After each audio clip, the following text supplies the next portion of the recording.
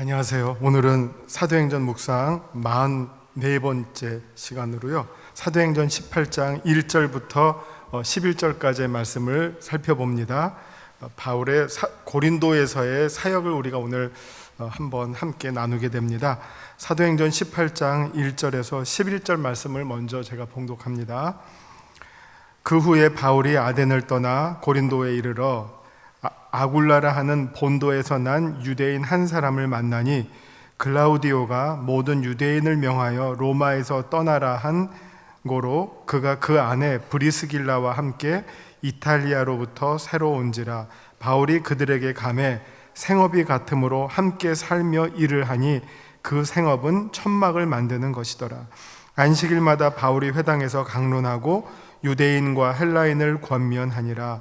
실라와 디모데가 마케도냐로부터 내려오매 바울이 하나님의 말씀에 붙잡혀 유대인들에게 예수는 그리스도라 밝히 증언하니 그들이 대적하여 비방하거늘 바울이 옷을 털면서 이르되 너희 피가 너희 머리로 돌아갈 것이요 나는 깨끗하니라. 이후에는 이방인에게로 가리라 하고 거기서 옮겨 하나님을 경외하는 디도 유스도라 하는 사람의 집에 들어가니 그 집은 회당 옆이라.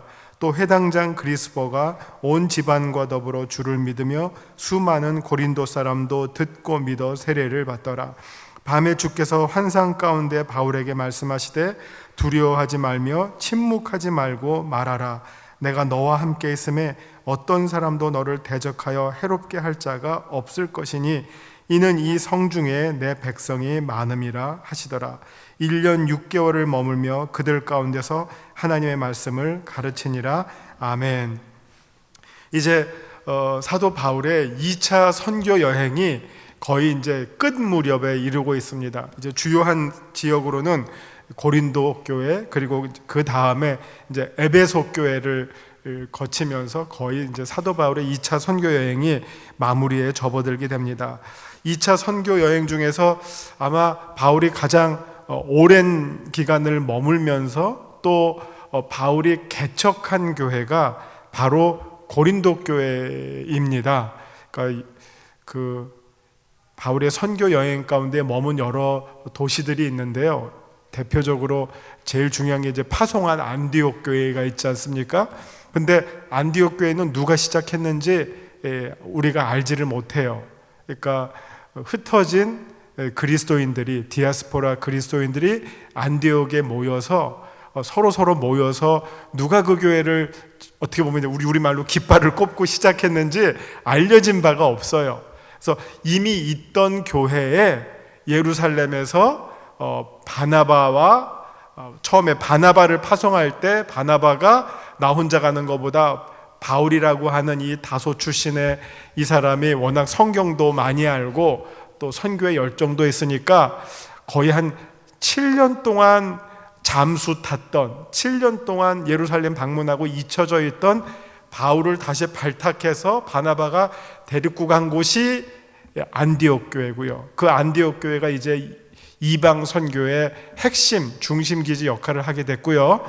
오늘 나오는 이 고린도 교회는 지금 여기 나오는 이 일정을 통해서 바울이 선교하고 개척해서 시작된 교회가 고린도 교회입니다. 그래서 우리가 오늘 본문을 보시면 고린도 교회가 어떻게 시작되었는지를 보실 수가 있어요. 자, 아테네를 떠나서 바울이 고린도에 이르게 됩니다. 그런데 이게 우리가 이제 사도행전을 읽어가면서 무엇을 보게 되냐면 하나님의 섭리가 어떻게 작동하는지를 보게 돼요. 하나님의 섭리가. 그러니까 제가 전번에 말씀드리기를 바울이 선교할 때 무슨 계획을 여기 다음에는 여기 다음에는 여기 이렇게 자기가 계획 세워서 선교 여행을 떠난 게 아니라고 말씀드렸어요. 쫓겨가다 보니까 쫓김을 당한 곳에서 또 선교하고 해서 어떻게 보면 밀려 나가면서 선교를 한 게 바울의 선교 여행이에요. 자, 그렇게 해서 이제 고린도에 왔습니다. 근데 고린도에 왔더니 거기에 꼭 하나님께서 누구를 붙여주셔요. 빌립보에서 자주장사 루디아를 만나게 된 것처럼. 그리고 그 루디아의 가정이 빌립보 교회에 어떻게 보면 이제 첫 그 사역 모일 수 있는 공동체, 공간이 시작된 것처럼 이번에는 고린도에 왔더니 누구를 봅니까? 아굴라와 브리스길라 부부를 만나게 돼요. 근데 이 사람들이 왜 여기 왔느냐? 이 사람들은 사실은요, 고린도와 아무런 연관이 없는 사람이에요. 이 사람은 원래 어디에 있던 사람이냐? 로마에 살던 사람이에요. 로마에. 그런데 지금 이게 바울이 이 지역에 약 한 53, 4년 정도 때인데 49년에 로마에서 무슨 일이 일어났냐면, 여기 지금 우리 본문에도 2절 보면 글라우디오가, 이게 당시 로마 황제입니다. 모든 유대인을 명하여 로마에서 떠나라 한 거로, 자, 글라우디오라고 하는 황제가 로마에 사는 모든 유대인들 다 로마에서 나가, 이렇게 한 거예요. 그 명령을 내렸어요. 그러면 이제 왜 이 명령을 내렸느냐? 이게 지금 로마의 역사에 기록이 나와 있어요. 왜 글라우디오라고 하는 황제가 유대인들을 다 로마로부터 추방했느냐? 이게 49년도에 로마에서 폭동이 일어났어요. 근데 그 폭동의 원인이 유대인과 그리스도인 사이의 갈등이라고 그래요. 그러니까 로마 사람들이 보기에 이거 다 그리스도인이나 유대인이나 다 유대인으로 보이는 거죠. 그러니까 유대인들은 다 로마에서 나가라 해서 쫓겨난 거예요. 그러면 쫓겨나서 어디로 갑니까? 각자 자기가 그냥 정착할 수 있는 곳으로 떠났는데, 그때 아굴라와 브리스길라 이 부부가 로마에서 쫓겨나면서 어디에 정착하게 됐느냐? 고린도에 정착하게 된 거예요. 그러니까 아굴라와 브리스길라가 고린도에 정착해서 이들의 직업이 그 텐트 메이킹, 천막을 만드는 직업을 하고 살고 있었어요. 그리스도인으로서. 그런데 여기에 이제 누가 오게 됩니까? 바울이 오게 된 거예요. 고린도 지역을. 그래서 보니까 아굴라와 브리스길라를 만났는데, 이 사람들이 어떻게 보면 같은 그리스도인이면서 또 어떤 사람입니까? 직업이 같아요. 텐트 메이킹을 해요. 여러분 사시다가 직업이 같은 사람을 보면 아주 확 친화력이 생기잖아요. 오 하면서 뭐 서로 이야기할 공통분모가 많아지잖아요. 이걸 뭐라 그래요? 아주 금방 이제 소통하게 되잖아요. 직업이 같으면. 뭐 은행에서 일하셨습니까? 우리 은행에서. 그러면 뭐 이야기할 거리가 얼마나 많아집니까? 뭐 학교에서 일하십니까? 얼마나 일할 거리가 많아져요. 뭐 어느 교회 다니십니까? 뭐 하면 얘기할 거리가 많아지죠. 그런 것처럼 이 바울이 아굴라와 브리스길라 부부를 만나고 그리스도인이고 하니까 너무 그냥 교제가 쉬워진 거죠. 그래서 이 부부 집에서 이제 바울이 같이 머물면서 고린도 교회를 개척해 나갑니다. 하나님께서 놀랍게 거기에 또 꼭 바울에게 필요한 사람을 보내주신 것이죠. 그래서 이들과 함께 동역해서 사도 바울이 고린도 교회를 개척하게 됩니다.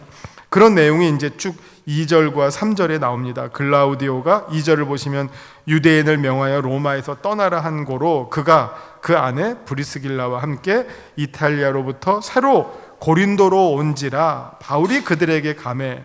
자, 3절 생업이 같으므로 함께 살며 일을 하니 그 생업은 천막을 만드는 것이더라. 제가 지금까지 이제 설명해 드린 내용이 요게 이제 딱 나오게 됩니다. 자, 그 다음에 이제 바울은 전도해야죠. 어떤 식으로 전도했습니까? 안식일마다 회당에 가서 거기에 모인 유대인들에게 복음을 전하기 시작합니다. 자, 그렇게 해서 전도하게 됩니다. 그들이 예수님은 알아요. 근데 예수님을 선지자로만 알아요. 그래서 바울은 예수님은 단지 선지자뿐만 아니라 그리스도시다 하는 내용을 그들에게 전하기 시작합니다. 그러면 반응이 어떻게 나옵니까? 누구는 그것을 받아들이지 못하고 오히려 분개하면서 바울을 죽이려고 하고, 또 어떤 사람들은 그 말을 듣고 예수님이 그리스도시라고 하는 것을 받아들이면서 그리스도인으로 이제 회개하고 개종하게 되는 그런 역사가 일어나죠. 여기 지금 양면적인 설명이 나옵니다. 공격하는 사람들, 받아들이지 않는 사람들, 반면에 받아들이는 사람들, 대표적으로 두 사람이 소개가 됩니다. 디도 유스도로라고 하는 사람, 그 사람은 성전, 어떻게 보면 회당 옆에 살고 있는 사람이에요. 그러니까 이 사람의 그 마음의 관심이 얼마나 그 종교적이고 회당 중심적인지 알 수 있겠죠. 그 사람의 집에 들어가서 전했을 때 그 온 집이 믿게 되었고, 또 더군다나 회당장, 그 회당의 우두머리인 그리스보라고 하는 사람이 마치 고넬료가 온 집안으로 예수를 믿게 된 것처럼 이 그리스보의 집도 온 집안 식구들이 더불어서 믿고 고린도 안에 예수님을 믿는 사람들이 많이 늘어나게 됐다 하는 겁니다. 자, 9절을 보시면요, 밤에 주께서 환상 가운데 바울에게 말씀하시되 두려워하지 말며 침묵하지 말고 말하라. 내가 너와 함께 있음에 어떤 사람도 너를 대적하여 해롭게 할 자가 없을 것이니 이는 이 성중에 내 백성이 많음이라 하시더라. 자, 이게 하나님께서 바울에게 주신 말씀입니다. 우리가 지금까지 바울의 쭉 그 선교 여정을 보면 어떻게 마치 공식처럼 등장하는 사건이 있죠. 바울이 회당에 가서 전합니다. 누구는 믿고 누구는 믿지 않고, 그러나 믿지 않는 사람들 가운데 유대인의 지도자들이 공모해서 바울을 죽이려고 꼭 위협을 가하죠. 그때마다 바울은 거의 가까스로 구사일생으로 목숨을 구하고 그 지역을 빠져나와서 피해서 또 다음 피신처로 갑니다. 그리고 그곳이 또 새로운 선교지가 됩니다. 그러니까 이게 계속 쌓이다 보니까 바울에게는 뭐가 있을까요? 요즘 말로 트라우마가 생겼겠죠. 피해의식이 생겼겠죠. 그리고 늘 그 위협 앞에 직면해 있었겠죠. 이게 우리가 오늘 제목이 연약함이거든요. 말씀의 제목이 연약함인데 계속 강한 사람은 없어요. 우리 엘리야를 한번 보세요. 바알의 선지자들과 대결할 때는 이 세상에서 제일 용맹한 사람이 엘리야예요. 근데 끝난 다음에는 어떻게 됩니까? 그 싸움이 끝난 다음에는 한 사람의 연약한 사람으로 또 돌아와요. 이게 그 연예인들이 막 자살 많이 하잖아요. 화려하지만 무대가 끝나고 내려오면 너무너무 자기 자신이 허망해진대요. 이거는 모든 어떻게 보면 공연하는 사람들이 다 경험하는 공통적인 특징이에요. 막 무대 위에 섰을 때는 그냥 수많은 관객을 휘어잡을 것처럼 막 뭐 주인공이 돼요. 근데 무대가 끝나면 불이 다 꺼지고 그 사람, 환호했던 사람들이 다, 관객이 다 떠나면 깊은 어떻게 보면 그 초라한 모습으로 잠기게 되고, 이거 관리 잘못하면 그냥 우울증에 빠지고, 많은 연예인들이 여기에 많이 노출되어 있잖아요. 이게 어떻게 보면 인간이 그만큼 연약하다는 거예요. 바울도 지금 이 순간 여기 행간을 보면 9절을 보세요. 주께서 환상 가운데 바울에게 말씀하시되 두려워하지 말며 침묵하지 말고 말하라. 이거 반대가 뭡니까? 바울이 지금 두려워하는 거죠. 이거 내가 침묵하지 말라라는 말 왜 하셨겠어요? 하나님이 침묵하고 싶은 거죠. 바울은 뭐 자리만 깔면, 입만 열면 선교가 튀어나오는 그런 기계와 같은 사람이 아니에요. 그 안에는 내면에 수많은 갈등을 가지고 있어요. 내가 또 이렇게 하면 혹시 나 이렇게 훅 한 방에 훅 가는 거 아니야? 그 회당에 가서 복음을 외치기 전까지는 한 사람의 나약한, 연약한 그런 어떤 인간적인 모습을 가지고 있어요. 이 말씀을 보면 알잖아요. 두려워하지 말고 침묵하지 말고 말하라. 그러면서 하나님께서 그 든든한 약속의 말씀을 주시는 게 10절. 내가 너와 함께 있음에 어떤 사람도 너를 대적하여 해롭게 할 자가 없을 것이니 이는 이 성중에 내 백성이 많음이라 하시더라. 그 우리나라에 지금은 이제 많이 연로하셨지만 뭐 과거 한 1, 20년 동안 설교를 제일 잘하는 사람 하면 뭐 아마 5손가락 안에 꼽을 수 있는 분이 누가 있을까요? 아마 설교를 제일 깔끔하고 맛있게 하는 사람 하면 아마 곽선희 목사님 얘기할 수 있겠죠. 뭐 정말. 근데 그분이 그렇게 고백하시더라고요. 그렇게 설교 잘하는 사람도 주일날은 엄청 스트레스가 받아서 화장실을 그냥 계속 가신대요. 자기가 얘기하는 거예요. 계속 그 스트레스를 받으니까 그냥 화장실을 들락날락한데 그 사정을 누가 알아요? 이 설교 강단 위에서 뭐 자신 있게 설교하는 모습만 알지 그 뒤에서 벌어지는 한 인간의 연약함을 누가 알아요? 그만큼 힘든 일이라는 거죠. 이제 바울도 마찬가지예요. 뭐 목숨 내놓고 이렇게 하지만 또 그 두려움이 오는 순간에는 한 사람의 연약한 인간으로 나약한 모습을 가지고 씨름할 수밖에 없다는 겁니다. 그럴 때 주님께서 10절에서 내가 너와 함께 있음에 어떤 사람도 너를 대적하여 해롭게 할 자가 없을 것이니 자 이는 이 성중에 내 백성이 많음이라 하시더라. 그러니까 바울이 생각하는 것보다 하나님께서 택하신 백성이 훨씬 많으니까 뭡니까? 두려워하지 마라, 담대하게 외쳐라 하는 거예요. 이게 하나님께서 바울에게 주시는 아주 위로의 말씀인데 이 내용은요, 아까 제가 엘리야 말씀 소개해드렸지만 엘리야랑 똑같아요.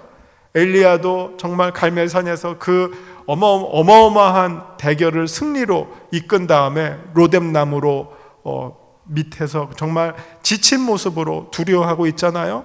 하나님, 이제 나 죽게 되었습니다. 이세벨이 나 죽이려고 지금 달려들고 있어요. 제가 어떻게 하면 됩니까? 그때 하나님께서 무슨 말씀하셨어요? 열왕기하 19장이죠. 열왕기상 19장을 보면 아직 바알에게 무릎 꿇지 않은 몇 명이 있다고요? 7,000명. 이게 바울에게 큰 용기의 메시지가 된 거죠. 내 눈에는 지금 이게 뭘 보느냐예요. 자기를 잡으려고 달려드는 사람을 보느냐, 아니면 하나님께서 예비하신 하나님의 백성들을 보느냐. 그럴 때 용기가 다시 솟아오르는 거죠. 지금 바울도 마찬가지죠. 정말 여기서 또 저 유대인 지도자들이 나를 어떻게 하면 죽이려고 수단과 방법을 가리지 않고 내 목숨을 위협하려고 달려들 때 하나님께서 뭐라고 말씀하십니까? 두려워하지 말라, 내가 함께하고 이 성중에 내 백성이 많다, 담대하라 하는 거예요. 제 친구 중에 하나가 너무너무 어려웠어. 너무너무 그 고난이 심해서 정말 이게 우울증에 빠진 거야. 아내도 아프고 딸도 아프고 둘 다 고치기 힘든 병으로 너무너무 힘드니까 정말 낙심이 돼서 하나님 어떻게 하면 좋겠습니까? 하니까 꿈에 자기가 아는 어떤 유명한 목사님이 자기한테 와서 이 A4 용지죠. 이거 A4 용지를 쫙 보여주면서 여기에 뭐가 써 있는 줄 아냐? 하면서 여기에 당신이 알고 있는 고난받는 사람들의 이름이 가득 써여 있다. 너만 이렇게 고난당하는 게 아니라 사실은 수많은 사람들이 고난을 당하면서 그 고난을 이겨내면서 살고 있다 하는 그 꿈에서 그런 꿈을 꾸면서 정신이 번쩍 들더래요. 내가 여기서 용기를 얻어야 되겠구나. 이게 나만, 이게 우울감 빠지는, 우울증에 빠지고 디프레스에 빠지고 막 자살하려고 하는 사람들이 겪는 공통적인 현상이 뭡니까? 이 지구상에서 나만이에요. 나만 이런 어려움을 당하고 있구나. 뭐 자식도 안 보이고 남편도 안 보이고 아내도 안 보이고 친구도 안 보이는 거예요. 실제로 친구 많아요. 그러나 나만이에요. 나만. 그때 좌절하는 거예요. 그러나 하나님께서 우리에게 주시는 메시지는 너만이 아니다. 허다한 무리가 있다. 그러니까 힘을 내라 하는 메시지입니다. 지금 오늘 바울도 이 메시지를 통해서 고린도에서 빨리 도망가야 되잖아요. 그죠? 그런데 얼마를 있었죠? 11절을 보니까 1년 6개월. 전혀 반전이 이루어지고 있죠. 어떻게 보면 확 전하고 빨리 도망가야지 살잖아요. 그러나 고린도 어떻게 보면 2차 선교 여행지에서 제일 비중이 높은 곳, 바울이 제일 역점을 두어서 정말 든든하게 뿌리를 내리게 한 곳이 고린도예요. 고린도 교회 1년 6개월, 3차 때는 에베소 교회 거의 3년, 얼마나 거기서 심혈을 기울였는지를 알 수 있죠. 고린도 교회 1년 6개월 있으면서 그 교회를 든든히 세우고 이제 귀환을 하게 됩니다. 그게 이제 고린도 교회에서의 바울의 선교 여행이에요. 잘 아시겠죠? 이제 유인물 다시 한번 제가 읽으면서 정리하도록 합니다. 말씀 요점입니다. 고린도에 도착한 바울은 아굴라와 브리스길라 유대인 부부를 만나게 됩니다. 이로 인해 바울은 더욱 안정된 삶 속에서 1년 6개월 동안 복음을 전하게 됩니다. 이 아굴라와 브리스길라 부부가 얼마나 바울에게 긴밀한 동역자였냐, 이 신약을 보면 바울의 편지에 전부 이 부부를 소개하고 있는 횟수가 5번 등장해요. 5번. 그러니까 얼마나 아주 친밀한 동역자였는지 알겠죠? 근데 이제 여기 하나 더 보태드리면, 이름을 소개할 때 한 번만 남자가 앞에 나오고 나머지는 다 브리스길라가 먼저 나와요. 그럼 이거는 그 시대의 풍속에, 예법에 맞지 않는 예외예요. 부부를 소개할 때 남편이 먼저 나오고 아내가 나중에 나와요. 그런데 바울은 이 관례를 깨면서 아내 이름을 브리스길라와 아굴라라고 거의 4번이나 말해요. 한 번만 아굴라, 브리스길라. 그러니까 이 브리스길라의 역할이 어떻게 보면 실제로는 더 컸던 것 같아요. 이게 부창, 부수에서 앞에 부가 남편인데, 이거는 한자를 거꾸로 해서 아내 부를 먼저 쓰고 남편이 따라온 거예요. 여기 계신 우리 같이 다니시는 우리 성도님들, 아내를 더 높이시기 바랍니다. 그러니까 재밌죠? 예, 그만큼 그 안에서 벌어지고 있는 아주 세밀한 내용, 디테일한 내용들을 우리가 볼 수 있습니다. 자, 아덴을 떠난 바울은 고린도에 도착합니다. 바울은 이 도시에서 유대인 부부인 아굴라와 브리스길라를 만나게 됩니다. 그 당시 약 주후 49년경입니다. 글라우디오 로마 황제가 로마에 살던 유대인들을 추방하는 칙령을 내림에 따라 이 부부는 로마를 떠나 고린도로 이주한 상황에서 바울을 만나게 된 겁니다. 바울은 이 부부의 도움으로 함께 일하면서 비교적 안정된 생활 속에서 고린도에 사는 유대인들과 헬라인들에게 복음을 전했습니다. 실라와 디모데가 마케도니아 교회를 돌아보고 고린도에서 다시 바울과 합류하게 된 것도 큰 힘이 되었습니다. 하지만 고린도의 유대인들은 나사렛 예수가 그리스도임을 선포하는 바울의 복음을 반대하고 비방하면서 강하게 그것을 거부합니다. 바울은 유대인들이 복음을 받아들이지 못하는 것에 대해 그 책임이 바울 자신이 아닌 그들에게 있음을 선언하면서 자신이 이방인들에게 복음을 전하는 정당성을 변호합니다. 유대인 너희들이 믿지 않았기 때문에 우리는 당연히 이방인에게로 어떻게 보면 그 촛대를 옮긴다 하는 내용이 되겠죠. 복음의 난관 속에서도 바울은 고린도에서 귀한 복음의 열매를 맺습니다. 이방인 중에는 디디오 유스도가 있고 유대인 중에는 회당장이었던 그리스보가 온 집안 식구들과 함께 회심하는 은혜가 있었습니다. 각각 대표로 이방인 중에 이런 사람이 대표적으로 회심을 했고, 유대인 중에는 또 회당장까지 하는 사람이 회심하게 되었다 하는 내용이 소개가 되고 있죠. 주님께서는 바울에게 구원받을 주님의 백성이 많으므로 두려워하지 말고 담대하게 복음을 전하도록 환상 중에 명령하십니다. 바울은 주님께 순종하면서 약 1년 6개월 동안 고린도에 머물면서 하나님의 귀한 말씀을 가르쳤습니다. 이 이후의 상황은 고린도 전서와 후서를 보시면 그 고린도 교회가 그 후에 어떻게 전개가 되는지를 보실 수가 있습니다. 말씀 적용. 예수님은 어떤 분이십니까? 우리 인간의 생각과 계획을 뛰어넘어서 섭리하시는 하나님이십니다. 바울과 아굴라 부부가 고린도에서 만나게 된 것은 이들 각자의 계획이 결코 아닙니다. 하나님의 섭리였죠. 모든 것을 다스리시고 모든 사건 속에서 일하시는 우리가 주님을 우리가 신뢰합시다. 내게 주시는 교훈, 주님과 복음을 위해 산다는 것은 비난과 고난을 두려워하지 말아야 한다는 것입니다. 반드시 비난과 고난이 따라올 수밖에 없죠. 그러나 그 비난과 고난을 혹은 사람을 두려워하지 말아야지 우리에게 맡겨진 일을 담대하게 수행할 수 있습니다. 주님께서는 어려움 속에서도 복음의 열매를 통해서 우리에게 위로와 격려를 주십니다. 요즘 내게 주신 주님의 위로는 무엇입니까? 한번 또 잘 묵상해 보시고요. 우리가 다 살아가면서 계속해서 어려움을 겪지만 그 어려움 가운데 마치 가뭄 속의 담배와 같이 또 주님께서 한 줄기 빛처럼 주시는 위로의 말씀과 또 위로의 사람, 위로의 손길들이 있습니다. 우리가 그것을 주목해서 새 힘을 얻으시길 바랍니다. 같이 기도하시면서 마치겠습니다. 하나님, 우리들 삶의 모든 상황 가운데 주님의 선하신 뜻과 섭리를 깨달으며 믿음으로 승리하는 삶을 살게 하여 주시옵소서.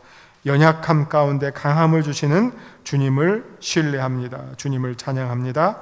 예수님의 이름으로 기도합니다. 아멘.